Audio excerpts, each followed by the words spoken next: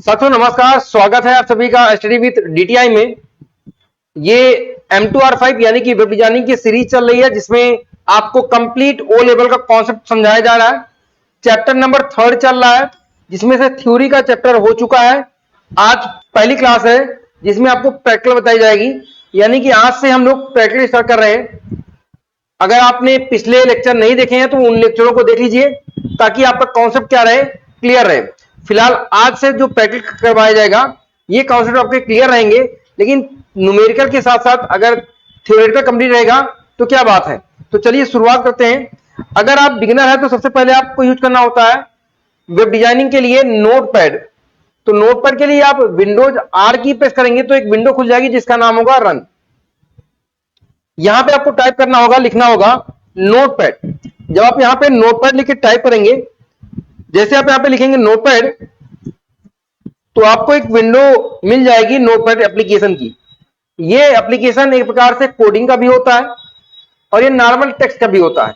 तो मैंने यहां पे लिख दिया, मान लीजिए कंप्यूटर लिख दिया। यहां पे कंप्यूटर लिख के जब आप इसको सेव करेंगे तो मैं इसको सेव करने चल रहा हूं डेस्कटॉप पर। मैंने इसको सेव किया, ये डेस्कटॉप चूज कर लिया और यहां पे नाम दे दिया डेमो। डेमो लिख के जब आप इसको सेव कर दोगे और जाके रिस्पॉन्स देखेंगे हम लोग, तो रिस्पॉन्स में हमें दिखाई क्या देगा। जब हम रिस्पॉन्स देखेंगे तो यहां पे देखिए हमें दिखाई दे रहा है एक वर्ड डेमो। डेमो को जब आप ओपन करेंगे तो ये फाइल वेब पेज फाइल नहीं होगी, ये एकदम बिल्कुल नॉर्मल फाइल होगी, क्योंकि आपने इसको सेव किया नॉर्मल तरीके से, यानी कि ये टेक्स्ट फाइल होगी। अगर आप चाहते हो कि वेब फाइल बन जाए तो इसके लिए आपको फाइल को सेव करना होगा, और सेव करते समय आपको यूज करना होगा, यहां पे मैंने इसका नाम रखा लुक डॉट HTML। तो ध्यान रखिएगा, जब कभी भी आप वेबसाइट बनाने के लिए नोटपैड का यूज करेंगे तो नोटपैड में लास्ट में आपको डॉट HTML यूज करना चाहिए। तो मैंने इसको डॉट HTML लगा के सेव कर दिया। जब आप इस फाइल को सेव करेंगे तो यहां पे देखिए, तो यहां पे एक वेब फाइल बन गई है, यानी कि ये हमारे ब्राउजर पे डायरेक्टली ओपन हो जाएगी। देखिए यहां पे इस फाइल में ओपन हुआ है। जब आप इसको बड़ा करना चाहोगे तो माउस की स्क्रॉल बटन और कीबोर्ड से कंट्रोल की प्रेस कर रखेंगे तो इसकी साइज क्या हो जाएगी, बड़ी हो जाएगी। तो देखिए यहां पे लिखा हुआ है ये हमारा वेब पेज है, ये हमारा ब्राउजर पे ओपन हुआ है। तो जब आप कभी भी किसी भी फाइल को सेव करिए वेब डिजाइनिंग के लिए तो डॉट HTML लगाना होता है। चलते हैं अगले कंटेंट पे कि क्या क्या इसमें यूज करना है। तो मैं आ गया हूं अपनी कोडिंग विंडो पर, यानी कि नोटपैड पे आ गए हम लोग। यहां पे हमें वेब पेज बनाने के लिए सबसे पहले यूज करना पड़ता है HTML। क्या यूज करते हैं आप, HTML। HTML के बाद आप यूज करते हैं हेड टैग।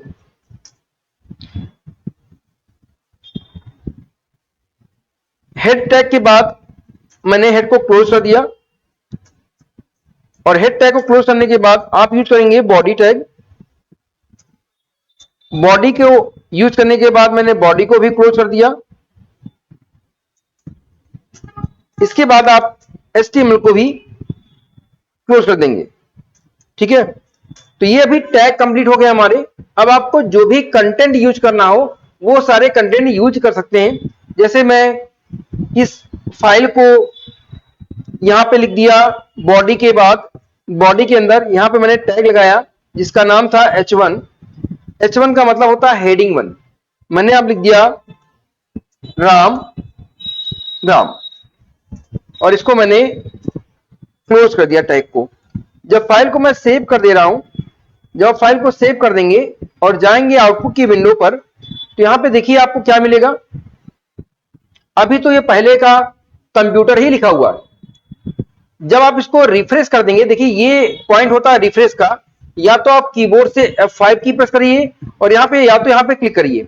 जैसे यहां पे आप क्लिक करेंगे यानी कि वेब पेज आपका क्या हो जाएगा, रिफ्रेश हो जाएगा, और रिफ्रेश होने के बाद में वो आपको नया लुक दे देगा जिसमें लिखा होगा राम राम, ठीक है। अगला पॉइंट पे आते हैं हम लोग, यहां पे देखते हैं।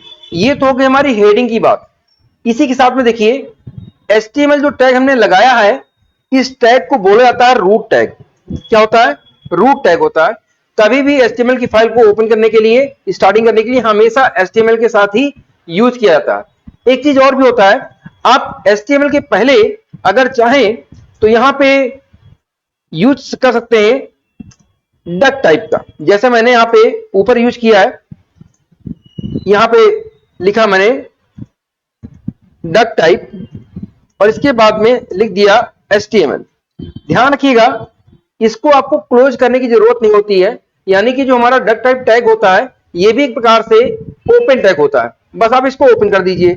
जब आप इसको सेव कर देंगे तो सेव बार बार मैं करता रहता हूं, सेव करते रहिएगा ताकि आपके डॉक्यूमेंट बने रहे। देखिए जब आप सेव कर दोगे और यहां पे देखोगे तो कोई ज्यादा अंतर दिखाई नहीं दे रहा, अभी कोई फर्क ही नहीं पड़ा हुआ। लेकिन जब आप देखो यहाँ पे ये राम यहां से स्टार्ट है, ठीक है, जब मैं इसको रिफ्रेश कर रहा हूं तो ये थोड़ा सा क्या आ जा रहा, नीचे आ जा रहा।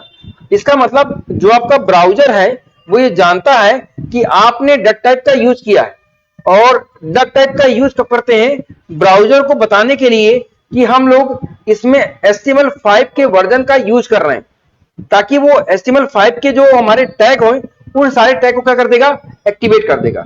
ज्यादा बहुत बड़ा अंतर नहीं होता। तो चलिए ये पॉइंट तो क्लियर हो गया। अगर आप एग्जामिनेशन में या वैसे भी इसका यूज नहीं करेंगे तो कोई एरर नहीं आएगा, फिलहाल आप इसका यूज कर सकते हैं, कोई दिक्कत नहीं होती है। अगली बात आती है HTML हेड में, जो होता है हेड में बहुत सारे कंटेनर टैग होते हैं, बहुत सारे टैग उसमें यूज किए जाते हैं। तो ये तो चर्चा हम लोग करेंगे डिटेल में CSS में, लेकिन अभी के लिए आप यहां पे यूज कर सकते हैं टाइटल टैग का। किसी भी एप्लीकेशन में आपने देखा होगा तो टाइटल लगा होता है, तो जो टाइटल लगा होता है वो इसी टाइटल टैग के द्वारा ही लगा होता है। टाइटल टैग के बाद में आपने यहां पे यूज कर लिया, लिखा आपने फर्स्ट वेब पेज, आपने ये लिख दिया।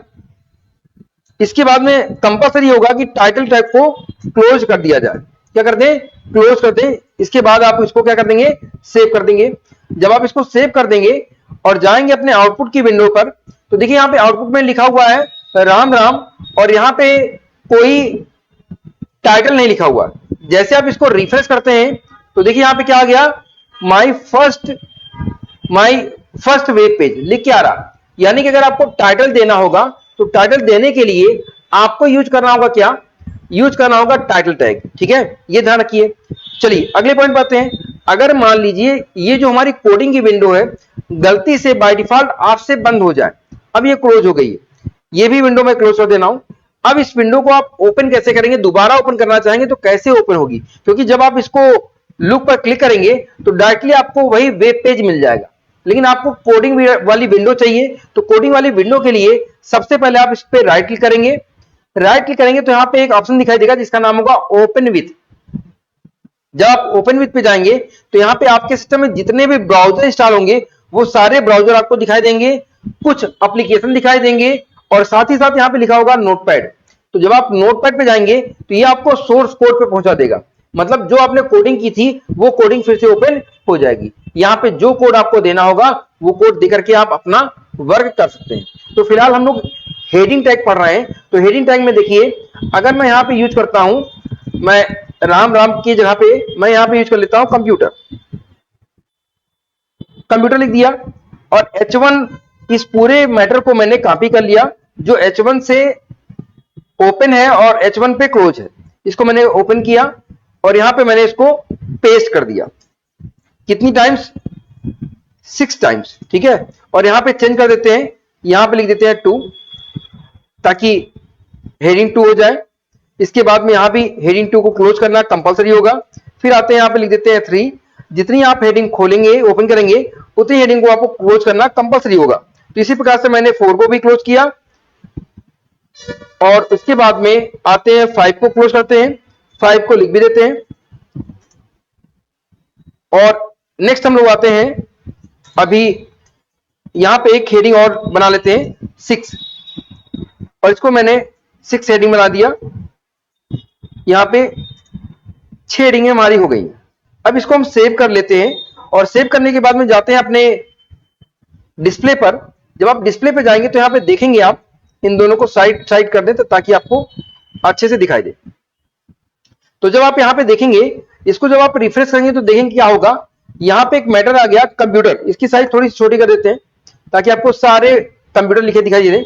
तो देखिए आप अगर आप देख रहे हो तो जो आपने हेडिंग 1 में दिया था उसकी साइज काफी बड़ी है, और जैसे जैसे हेडिंग 2 आई, 3 आई, 4 आई, 5 आई, 6 आई, उसकी साइज धीरे धीरे क्या होती गई, कम होती चली गई। यानी कि हमारी जो डिक्रीजिंग ऑर्डर है, घटते क्रम में, वो स्टार्ट हो गया। तो सबसे बड़ी हेडिंग क्या होती है? हेडिंग 1। ये आपके एग्जामिनेशन में भी आता है, आप यूज कर सकते हैं। और जो हमारी मैक्सिमम सबसे छोटी होती है वो क्या होती है? H6 होती है। मतलब H6 तक आप हेडिंग को ले जा सकते हो अपने अकॉर्डिंग से। तो ये तो पॉइंट हो गया आपका हेडिंग के लिए। इसी तरीके से अगर आप अलग टैग का यूज करना चाहें तो यूज कर सकते हैं। जैसे देखिए यहाँ पे ये बॉडी टैग है।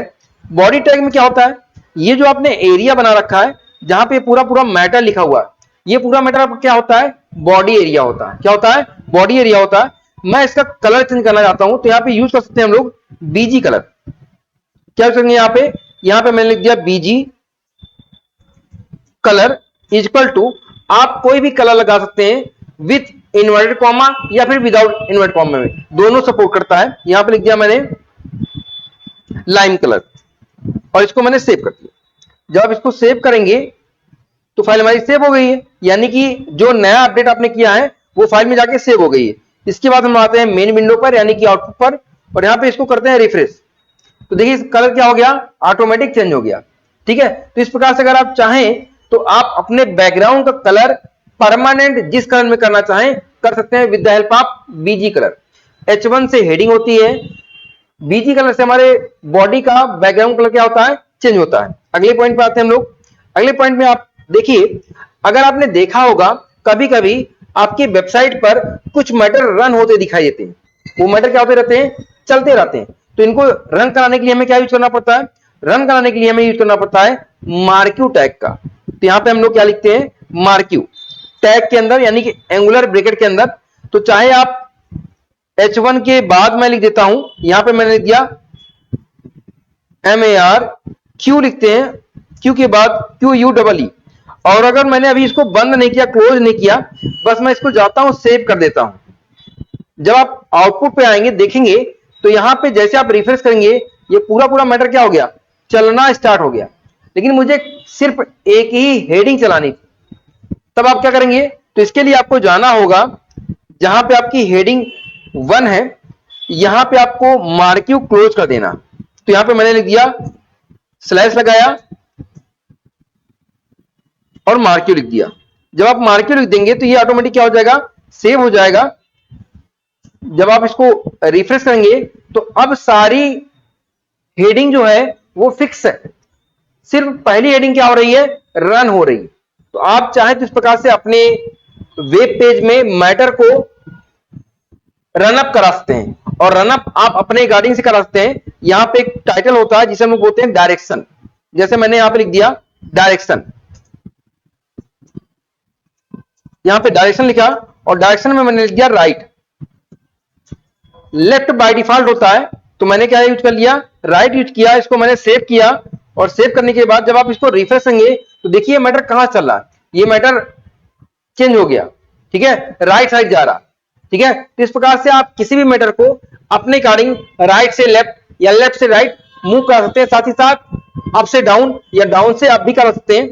बस सिंपल सा आप डायरेक्शन के बाद आपको यूज कर लेना होता है जो आपको डायरेक्शन देना होता है। जैसे मैंने इसको यूज कर लिया अप, तो ये जो मैटर होगा वो अप साइड में जाना स्टार्ट हो जाएगा। बस ध्यान रखिएगा कि फाइल को सेव करना मत भूलिएगा।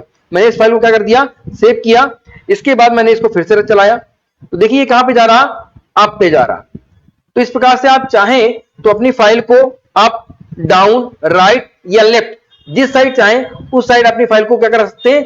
मूव करा सकते हैं। ठीक है, तो इस प्रकार से ये हो गया नोटपैड पे। अब आते हैं थोड़ा सा, अगर आप ये चाहते हो कि मैं इस कोडिंग को सबलाइम पे करूं, मैंने आपको सबलाइम इंस्टॉल करना, नोटपैड इंस्टॉल करना, नोटपैड प्लस प्लस इंस्टॉल करना, ये पिछली वीडियो में बता चुके हैं। अगर आप नए हैं तो आप जाके वहां से देख लीजिएगा। तो सबलाइम ओपन कैसे होगा?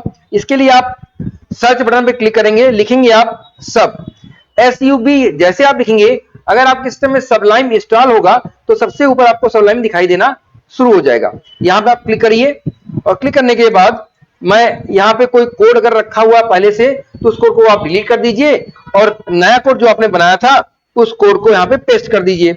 तो मैंने जो नोटपैड पे बनाया है इसी कोड को मैं कॉपी कर लेता हूं। मैं इस कोड को कॉपी कर लिया और यहां पे क्या कर लिया? इसको पेस्ट कर लेता हूं। तो देखिए वहां पे नोटपैड में और सबलाइम में डिफरेंस क्या रहा? यहां पे जो आपके टैग दिए गए हैं या जो आपके कंटेंट है इनका कलर क्या हो गया, चेंज हो गया। तो इससे आपको यह समझ में आ जाएगा कि हमारे पास एरर कहां पे। लेकिन अगर आप एक बिगिनर है, क्योंकि एग्जामिनेशन में जब आप कोड देने जाएंगे तो वहां पे कलर चेंज नहीं होगा, वहां पे सारी चीजें आपको टाइप करनी पड़ेगी, वहां पे ऑटो अरेंज भी नहीं होगा, अपने आप आएगा भी नहीं डेटा। तो इसलिए आप हमेशा ज्यादातर प्रैक्टिस करिए नोटपैड का। अगर आप थोड़ा सा स्टार्ट, थोड़ा सा ज्यादा आ गए हैं, थोड़ा सा बिगिनर से एडवांस लेवल पे आ गए हैं लेकिन प्रो लेवल पे नहीं है, तब आप सबलाइन का यूज कर सकते हैं। अब आपको इस फाइल को भी सेव करना होगा, तो सेव करने के लिए जब आप जाएंगे तो सेम एज आपको भी इस फाइल में लिखना होगा .html। मैं डेस्कटॉप पे इस फाइल को भी सेव कर रहा हूं और यहां पे लिख रहा हूं सेकेंड .html। ये लिखना आप मत भूलिएगा, इसके बाद आप इसको सेव कर दीजिएगा। तो ये फाइल हमारी क्या हो गई है, सेव हो गई है। देखिए ये हुई है सेकेंड नाम से।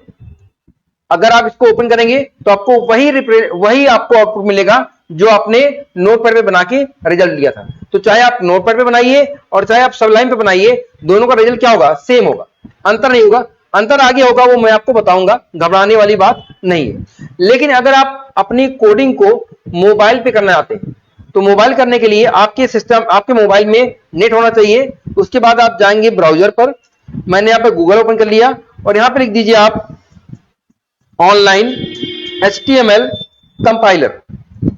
जब आप ऑनलाइन HTML कंपाइलर लिख के एंटर करेंगे तो आपके सामने HTML के बहुत सारे कंपाइलर ओपन हो जाएंगे जो आपको यूज कराएंगे कि आप यूज कर सकते हो कोड को।